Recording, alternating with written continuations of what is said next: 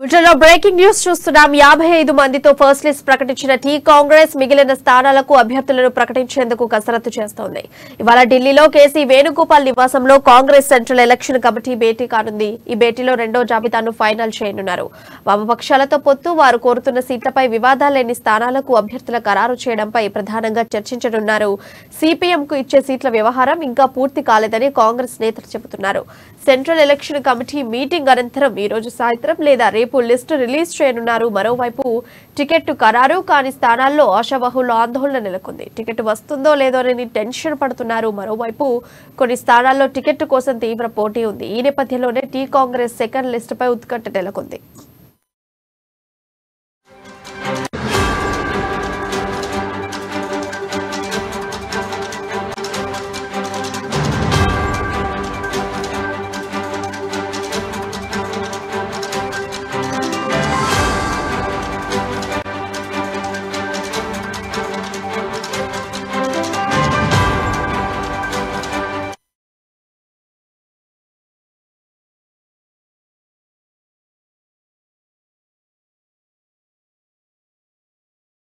యాభై 55 మందితో first list ప్రకటించిన టీ కాంగ్రెస్ మిగిలిన స్థానాలకు అభ్యర్థులను ప్రకటించేందుకు కసరత్తు చేస్తోంది.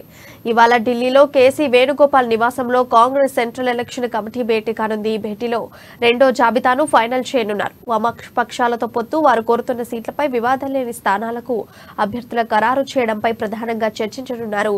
సిపిఎంకు ఇచ్చే సీట్ల వ్యవహారం ఇంకా పూర్తి కాలేదని కాంగ్రెస్ నేతలు చెబుతున్నారు. సెంట్రల్ ఎలక్షన్ కమిటీ మీటింగ్ అనంతరం ఈ రోజు సాయంత్రం లేదా రేపు లిస్టు రిలీజ్ చేయనున్నారు. మరోవైపు టికెట్ ఖరారు కాని స్థానాల్లో ఆశావహుల్లో ఆందోళన నెలకొంది. ఇక టికెట్ వస్తుందో లేదోనని టెన్షన్ పడుతున్నారు. మరోవైపు కొన్ని స్థానాల్లో టికెట్ కోసం తీవ్ర పోటీ ఉంది. ఈ నేపథ్యంలోనే టీ కాంగ్రెస్ సెకండ్ లిస్టుపై ఉత్కంఠ నెలకొంది. ఇక ఇదే అంశంపై మరింత సమాచారం మా ఇన్పుట్ ఎడిటర్ శ్రీనివాస్ అందిస్తారు. శ్రీనివాస్, చెప్పండి. ఏదైతే కాంగ్రెస్ పార్టీ రెండో లిస్ట్ మీద అయితే చాలా ఉత్కంఠ అయితే నెలకొంది. ఎందుకంటే ఇప్పటికే మొదటి లిస్ట్ లో 55 మందిని ప్రకటించిన తర్వాత రెండో లిస్టు కోసం కసరత్తు స్టార్ట్ అయింది. పార్టీ కేంద్ర ఎన్నికల కమిటీ ఈ రోజు కసరత్తు చేస్తుంది. పార్టీ కేసీ వేణుగోపాల్ అధ్యక్షతన ఈ కసరత్తు కొనసాగుతుంది. రేవంత్ రెడ్డి, ఉత్తమ్ కుమార్ రెడ్డి ఇప్పటికే ఢిల్లీకి బయలుదేరి వెళ్ళారు. కొద్దిసేపట్లో దీనికి సంబంధించి మరోసారి మీటింగ్ ఉండబోతుంది. కాంగ్రెస్ పార్టీ ఏదైతే మొదటి జాబితాలో ఆచితూచి మొత్తం అభ్యర్థుల ఎంపిక జరిగింది, ఇప్పుడు కూడా అదే రీతిలో జరగబోతుందని చెప్పేసి కూడా ఆ పార్టీ వర్గాలు చెప్తున్నాయి. కేవలం గెలుపు గుర్రాలను దృష్టిలో పెట్టుకోవాలి, అదే విధంగా క్యాస్ట్ ఈక్వేషన్స్ అన్ని కూడా దృష్టిలో పెట్టుకుని ఈ అభ్యర్థుల ఎంపిక అనేది జరగబోతుంది. ప్రధానంగా అయితే కొత్త వాళ్ళు ఇతర పార్టీ నుంచి వస్తున్నారు. వాటిలో ముఖ్య నేతలు ఎవరన్నా ఉంటే వాళ్ళకు కూడా సముచిత స్థానం కల్పించాలని ఒక ఆలోచన అయితే కాంగ్రెస్ పార్టీ చేస్తుంది. ముందు నుంచి కొత్త వారు సీనియర్లు అయ్యి ఉండి వాళ్ళ వల్ల పార్టీకి మేలు జరుగుతుంది, ఖచ్చితంగా పార్టీ అధికారంలోకి వచ్చేందుకు వాళ్ళు దోహదపడతారన్న వారికి కూడా టికెట్లు ఇచ్చే ఆలోచన చేసింది. మొదటి లిస్ట్ లో చూశాము. మొదటి లిస్ట్ లో కూడా ఆ విధంగానే కొత్త వారికి కూడా అవకాశం కల్పించడం జరిగింది.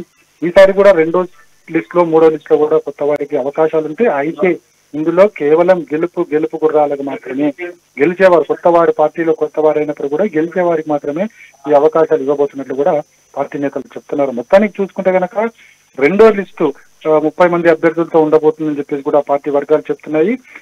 మూడో లిస్టు దసరా తర్వాత 34 మందితో మూడో లిస్టు విడుదల కాబోతుంది. అయితే ఈ లోపు వామపక్షాలతో కూడా ఈ పోటీ కలిసి పోటీ చేయాలనుకుంటున్నారు. కాబట్టి వామపక్షాలకు సంబంధించి ఎన్ని సీట్లు కేటాయించాలన్న దాని మీద కూడా చర్చ జరిగే అవకాశం ఉంది అని చెప్పేసి కూడా నేతలు చెప్తున్నారు.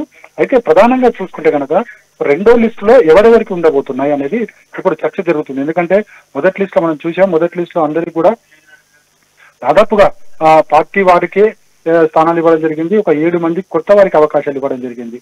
అదేవిధంగా కొత్తగా వచ్చిన ఎవరైతే ఉన్నారో వాళ్ళు కూడా గెలుపు గుర్రాలకే అవకాశం ఇవ్వడం జరిగింది. అదేవిధంగా ఒకే కుటుంబానికి సంబంధించి రెండు ఫ్యామిలీలకి, అటు ఉత్తమ్ కుమార్ రెడ్డికి అదేవిధంగా ఆయన వైఫ్ కి ఇవ్వడం జరిగింది. అదేవిధంగా ఇటు మైనంపల్లి హనుమంతరావుకి ఆయన కొడుక్కి మాత్రమే ఇవ్వడం జరిగింది. అయితే ఇది పార్టీలకు సంబంధించి అక్కడ గెలుపు స్పష్టంగా ఉంది కాబట్టే వాళ్ళకి ఇచ్చామని చెప్పేసి కూడా పార్టీ నేతలు చెబుతున్నారు. అదేవిధంగా చూసుకుంటే కనుక ఇంకా మరికొంతమంది కొత్త వాళ్ళు వచ్చే అవకాశం ఉందని చెప్పేసి పార్టీ నేతల్లో చెబుతున్న నేపథ్యంలో వారికి కూడా వాళ్ళు గెలుపును ప్రభావితం చేయగలిగితే కనుక వాళ్ళని కూడా టికెట్లు ఇచ్చే ఆలోచన కూడా పార్టీ చేస్తున్నట్టు తెలుస్తున్నాయి. మొత్తానికి రెండో లిస్ట్ అనేది ఈ రోజు సాయంత్రమా రేపా అనేది కూడా చూడాలి. ఎందుకంటే బీజేపీ కూడా మొదటి లిస్టు ఈ రోజు సాయంత్రం లేదా రేపు ఇవ్వబోతుంది. సో కాంగ్రెస్ పార్టీ కూడా ఆచితూచి ఖచ్చితంగా గెలుపు గుర్రాలకు ఇవ్వబోతుంది. ఆ గెలుపు గుర్రాల్లో కూడా క్యాస్ట్ ఈక్వేషన్స్, ఖచ్చితంగా క్యాస్ట్ ఈక్వేషన్స్ చెప్పిన దాని ప్రకారం ఎవరైతే డిమాండ్లు ఉన్నాయో ఆ డిమాండ్లను దృష్టిలో పెట్టుకునే మొత్తం జాబితా ఉండబోతుందని మాత్రం తెలుస్తుంది. మొత్తానికి కాంగ్రెస్ పార్టీలో ఒక పోటీ అయితే ఎక్కువ ఉంది. మిగతా పార్టీలతో కంపేర్ చేసుకుంటే అటు అధికార పార్టీ బీఆర్ఎస్ తో కావచ్చు, ఇటు కేంద్ర పార్టీ బీజేపీతో కావచ్చు, చూసుకుంటే కనుక కాంగ్రెస్ పార్టీలో పోటీగా ఎక్కువగా ఉంది, ఆశాభావాల సంఖ్య ఎక్కువగా ఉంది. కారణం ఏంటంటే కాంగ్రెస్ పార్టీ ప్రస్తుతం బలంగా ఉంది. ఈసారి అధికారంలోకి వచ్చేది కాంగ్రెస్ పార్టీ అధికారంలోకి రాబోతుంది కాబట్టి కాంగ్రెస్ పార్టీ వైపు ఎక్కువ మంది చూస్తున్నారని చెప్పేసి కూడా పార్టీ నేతలు చెబుతున్నారు. అయితే పరిస్థితి ఇప్పుడు చూసుకుంటే కనుక ఇప్పుడు కాంగ్రెస్ పార్టీలో రెండో లిస్టు, తర్వాత మూడో లిస్టు ఇదనే ప్రధానంగా ఉత్కంఠ నెలకొంది. బహుశా రేపు మొదటి లిస్ట్ వస్తుంది, దసరా తర్వాత మనకి మూడో లిస్టు కూడా వచ్చే అవకాశం ఉంది. మొత్తానికి అయితే కాంగ్రెస్ పార్టీలో ఇప్పటికీ ఉత్కంఠ కొనసాగుతుంది. రాని వారు కూడా కాంగ్రెస్ పార్టీకి కంటిన్యూ చేద్దాం అనుకున్న వాళ్ళు కూడా కంటిన్యూ చేస్తున్నారు. అదేవిధంగా రెండో లిస్ట్ లో రాని వారు కూడా పార్టీ కోసమే పని చేయాలనే ఒక ఆలోచన కూడా ఉన్నట్లు తెలుస్తుంది. ప్రియా శ్రీనివాస్, ఇప్పుడు కాంగ్రెస్ తో పొత్తు పెట్టుకున్నటువంటి వామపక్షాలకు ఎలాంటి న్యాయం చేయబోతున్నారు? అంటే వాళ్ళు కోరుకున్నటువంటి నియోజకవర్గాల్లోనే సీట్లు కేటాయించే అవకాశం ఉందంటారా ఈ సెకండ్ లిస్ట్ లో?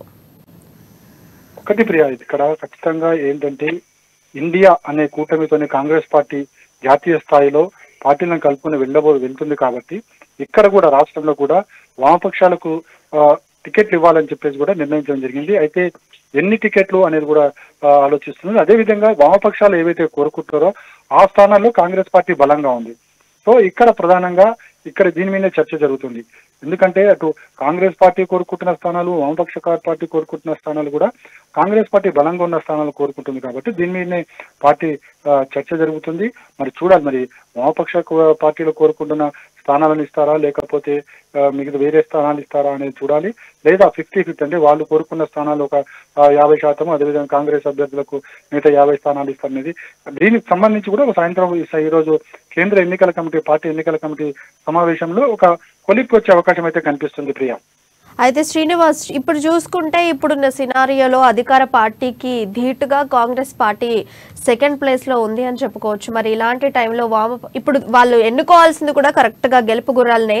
వామపక్షాలు ఒకవేళ ససేమీరా అంటే కాంగ్రెస్ తీసుకునేటువంటి నిర్ణయం ఏమై ఉండొచ్చు?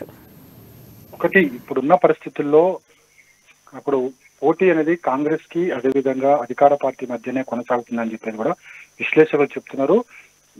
రాష్ట్ర వ్యాప్తంగా చూసుకుంటే కనుక త్రిముఖ పోటీ ఉండబోతుంది, కొన్ని చోట్ల చతుర్ముఖ పోటీ ఉండబోతుంది. అంటే హైదరాబాద్ లాంటి ప్లేస్ లో చూసుకుంటే కనుక ఎంఐఎం పోటీ చేస్తుంది కాబట్టి ఇక్కడ చతుర్ముఖ పోటీ ఉంటుంది. ఇక మిగతా చోట్ల అన్ని రాష్ట్రమంత్రిలో చూసుకుంటే త్రిముఖ పోటీ ఉంటుంది. కానీ ప్రధానంగా పోటీ మాత్రము ఇటు కాంగ్రెస్ అధికార పార్టీ బీఆర్ఎస్ మధ్యనే ఉండబోతుంది.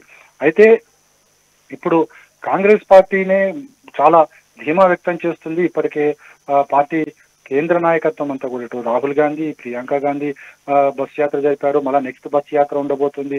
ఆ తర్వాత సోనియా గాంధీ పర్యటన ఉండబోతుంది. ఇప్పటికే ఏఐసీసీకి చెందిన ముఖ్య నేతలందరూ కూడా ప్రచారంలో పాల్గొనబోతున్నారు.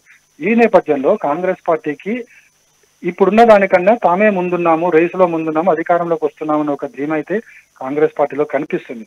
సో ఈ నేపథ్యంలో ఇప్పుడు ఏ విధమైన తప్పు చేయకూడదు అనేది కాంగ్రెస్ పార్టీ నిర్ణయం తీసుకోవడం జరిగింది. ఈ వామపక్షాల విషయంలో కూడా అదే ఉండబోతుంది.